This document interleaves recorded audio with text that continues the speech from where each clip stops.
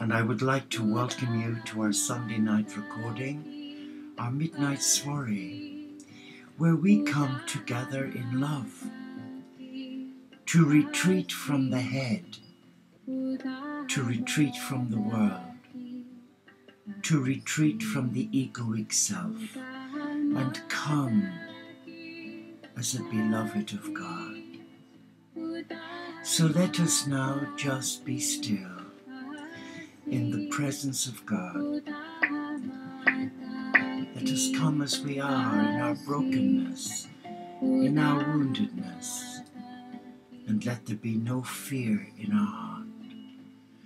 I would like to light a special light for peace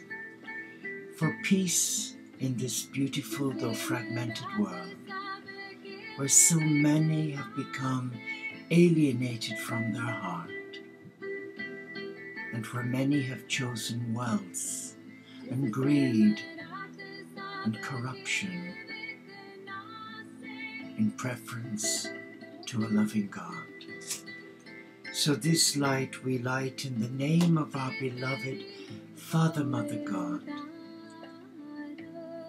who creates life, in the name of the risen cosmic Christ who loves life, in the name of the Spirit who is the fire of life, in the name of Gaia, our beloved Earth Mother who nurtures the divine in all life, and in the name of all faith traditions who are the sons and daughters of God, our brothers and sisters, and in the name of spiritual diversity, I welcome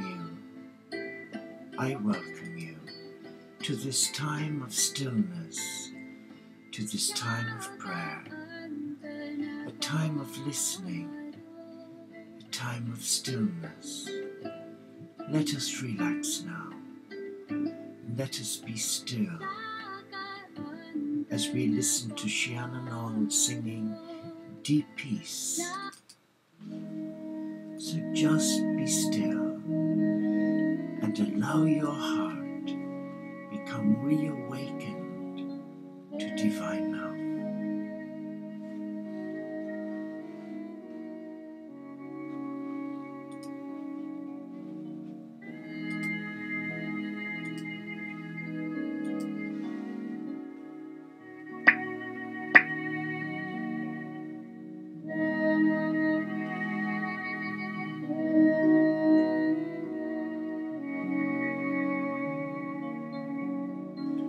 Deep peace of the running wave to you.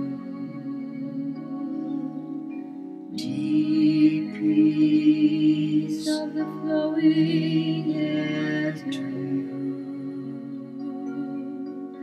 Deep peace of the quiet earth to you.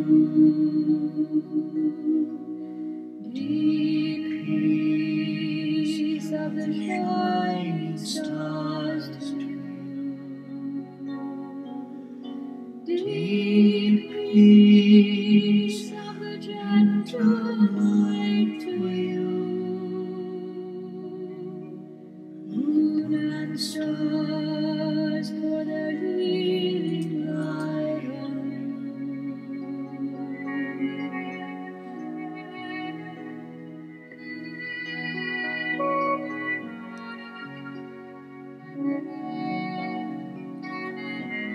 Praise you, God, and we thank you for your goodness to us. We praise you,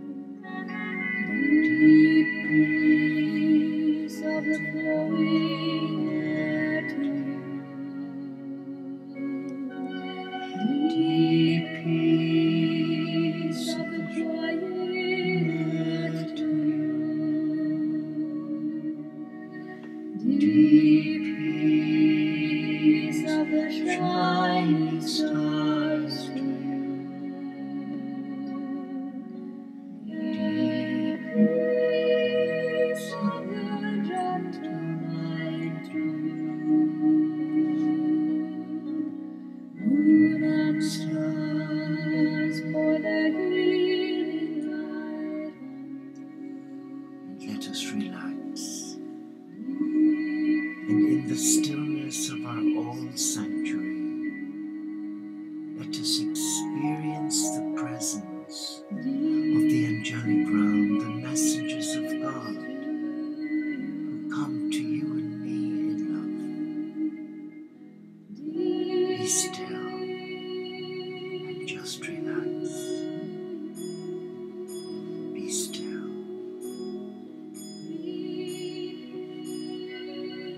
Be still.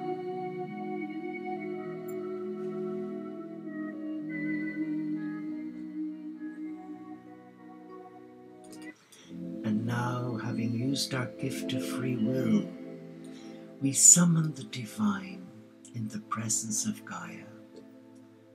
But first I would like to share with you a few reflections to inspire the heart. Come back to the divine who is living within us. And the first reflection is the words from the song from Brother Sun and Sister Moon from St. Francis of Assisi. If you want your dream to be, take your time, go slowly. Do few things, but do them well. Heartfelt work goes purely. If you want to live life free, take your time, go slowly. Do few things, but do them well. Heartfelt work grows purely. Day by day, stone by stone, build your secret slowly. Day by day, you'll grow too. You'll know heaven's glory. Powerful words from a 12th century mystic, a humble man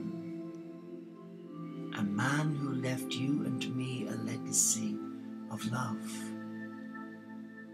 A legacy that empowers the heart, embrace powerlessness. Powerlessness. So come to this table of love.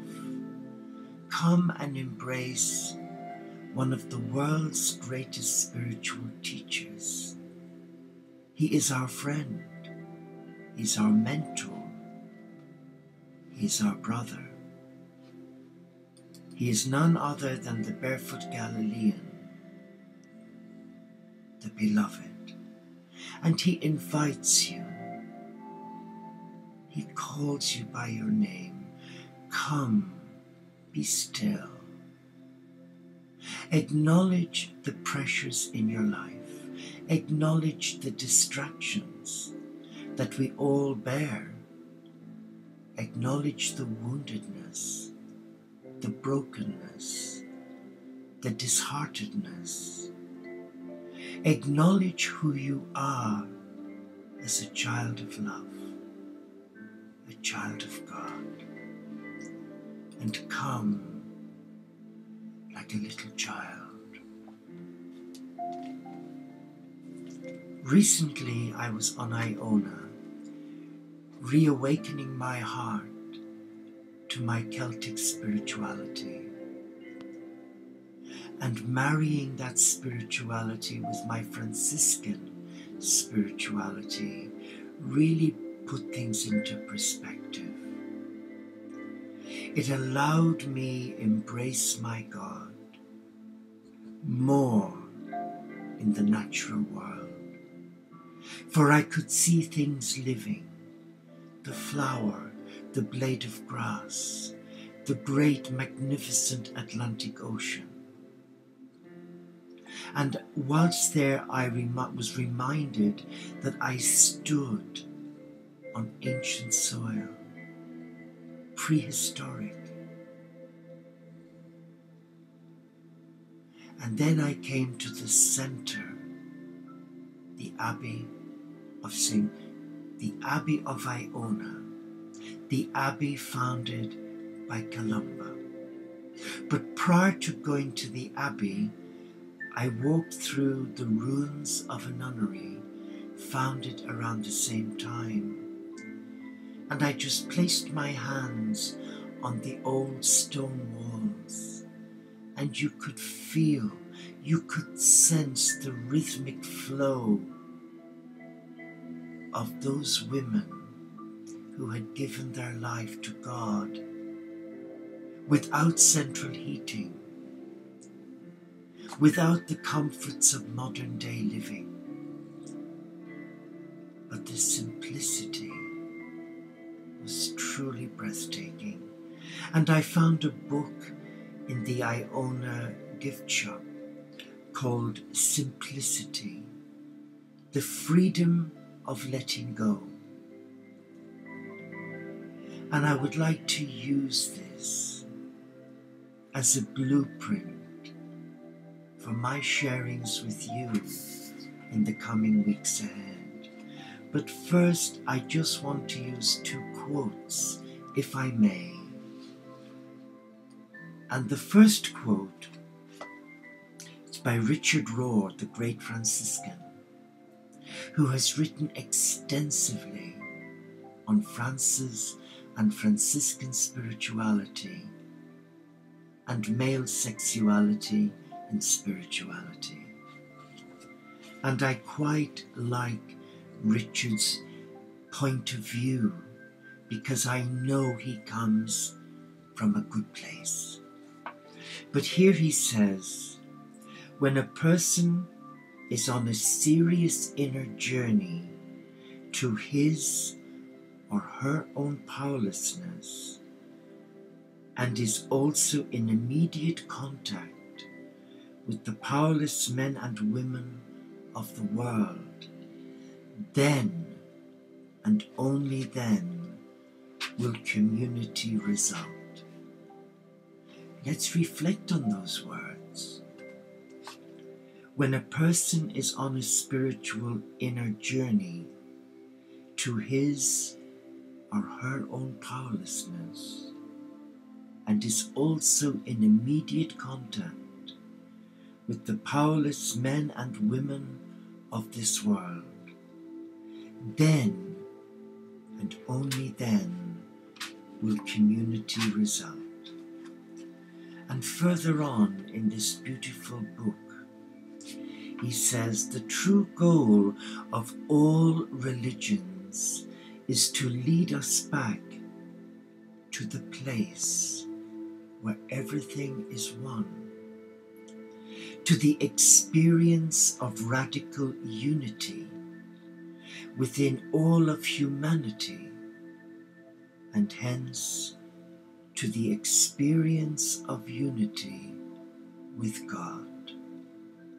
Religion has no other purpose than to make possible this one journey.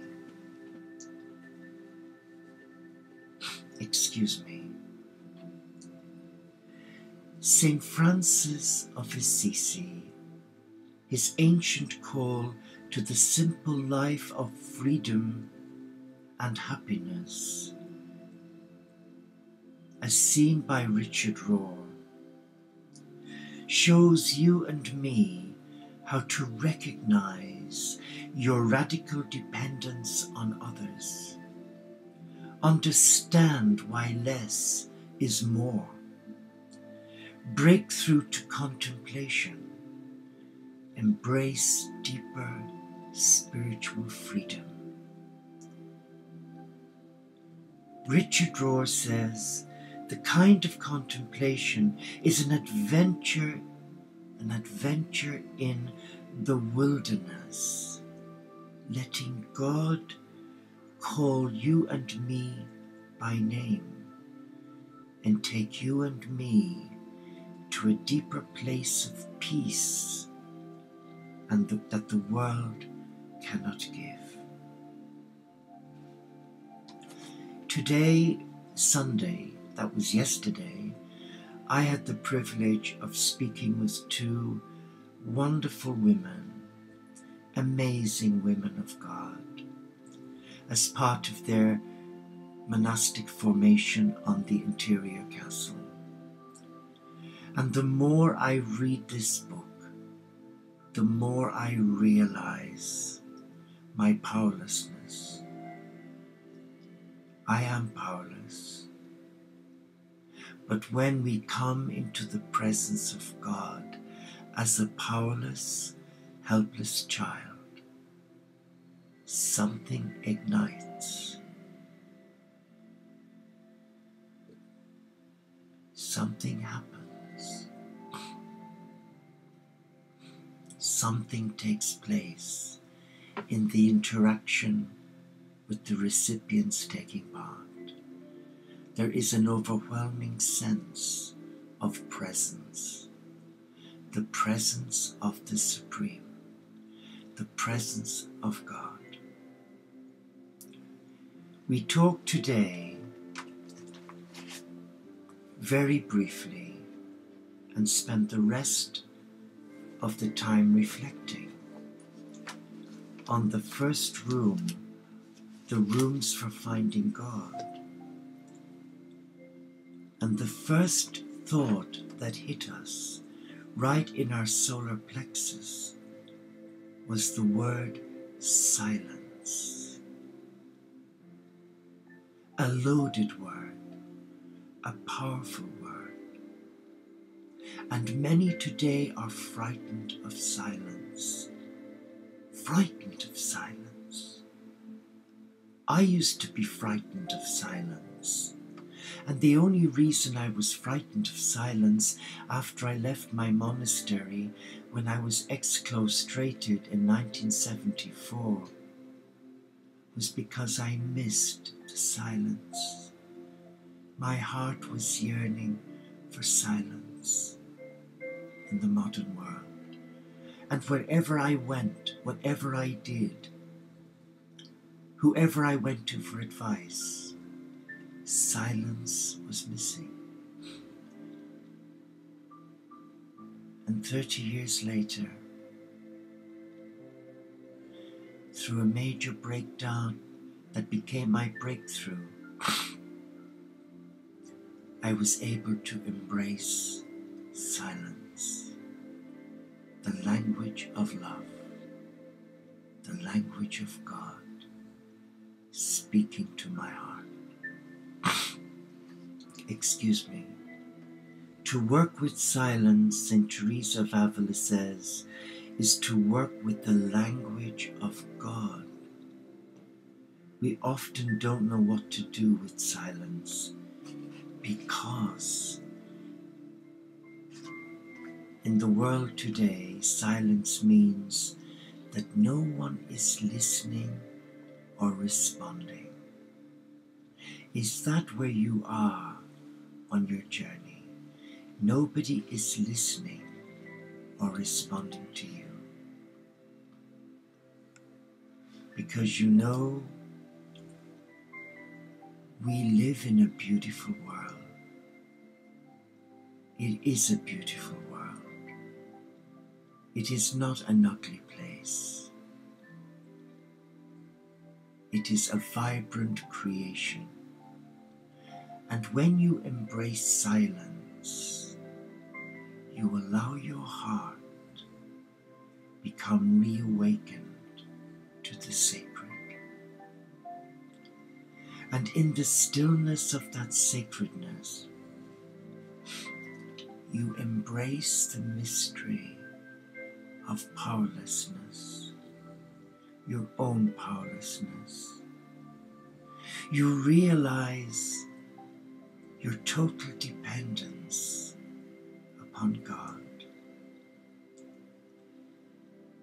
And there comes an acceptance, despite the inner voices of spirit, dark spirit, that tries to deceive you, manipulate you, present all forms of excuses to avoid facing the fear.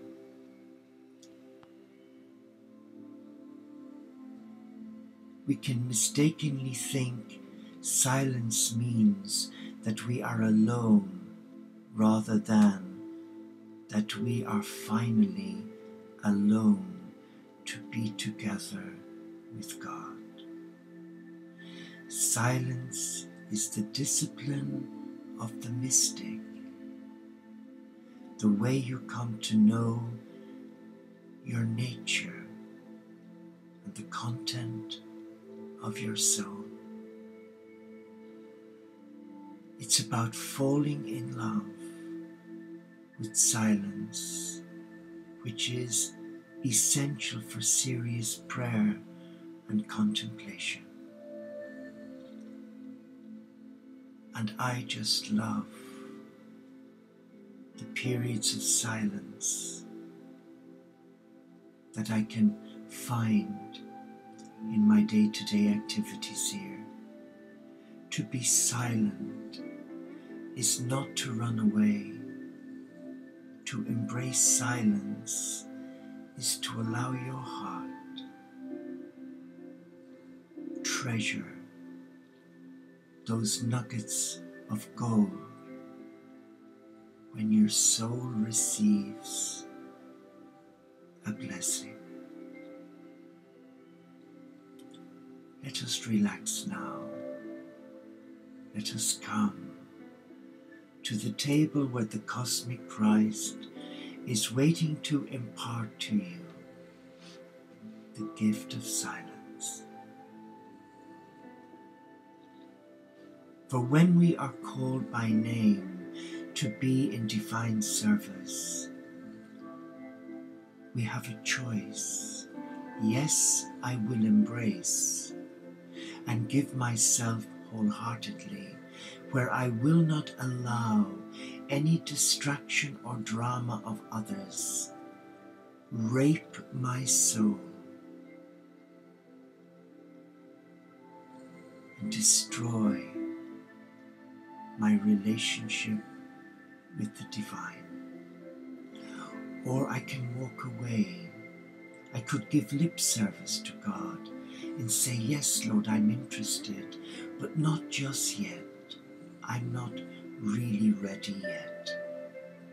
But if the truth be told, when is the right time to surrender? The right time is now, not tomorrow, not when we've resolved all the inner conflicts in our life, for that will only happen when we have left our physical body. But many are deceived by the evil one to delay responding to the divine invitation until they've dealt with all matters. The moment we are invited to embrace the divine, that is the moment, that is the miracle, that is the gift. The divine is always present, and few thoughts are as comforting, but even fewer are more difficult to comprehend. What does God's love feel like? How can you experience divine love so thoroughly that you can say without hesitation, the one thing that I am sure of, after many, many years of soul reflection, is that I am loved. I am loved by God, and I am accepted for who I am. And that's amazing, because deep down underneath the habit, I am human. I have good days and I have bad days. The good days are the days when it's easy to pray. The bad days are not so easy to pray. But those are the days when my God is closest to me. Not when everything is going well. It's when everything does not go well. That's when he's there. But the negative voices of the forces of darkness hoodwink us into believing that God has abandoned us. So the problem becomes insurmountable. Yes, and we run like hell from our truth.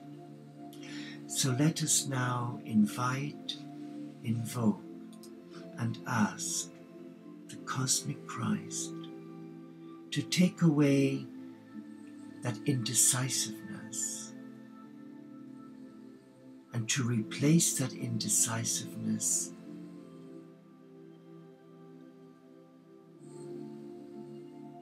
with the strength of character that we need to say yes to love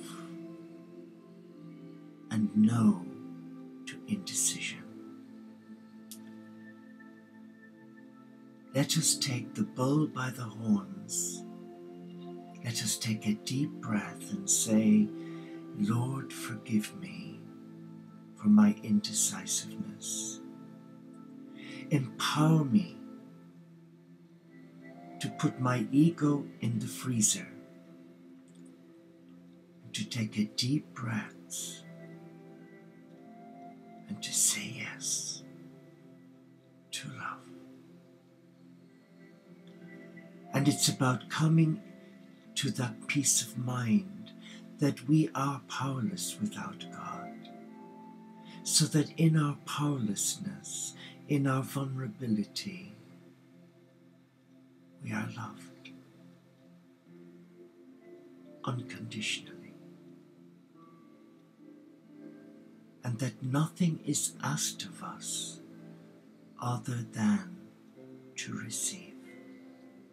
That isn't an easy thing to take on board as a human being, because you and I both know we live in a world where there are so many takers. People will do you a good deed, but there's always a catch-22. Or am I wrong? And if I am wrong, I beg your forgiveness. But from my own experience, and that's why now I have chosen the contemplative life, to keep people there and not to allow anyone into that inner sanctum but God. And that takes a lot of courage, because so many come waving branches. They're full of praise. Oh, you're marvelous, you're this. The moment I hear that is the moment I run a mile, because they always turn out to be fair weather, and they're always looking for a favor. They see you as a meal ticket to their own happiness, and that's a reality check. Come in your powerlessness. Come as you are, and stop playing games with love. Be true to thine own heart. Embrace who you are. Say it as it is.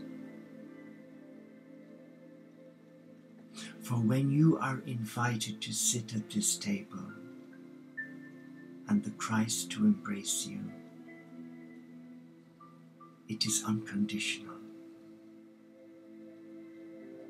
You are invited not for what you can do, but for what the divine can do for you and through you for the marginalized in our world. And that is why St. Francis of Assisi has such a pull on my heart. He gave without counting the cost. He gave without making excuses. And he embraced Lady Poverty, his beloved, who was the Christ. And he gave unflinchingly. He didn't give and suddenly, oh, I've made a mistake. It's not for me. He gave 100%.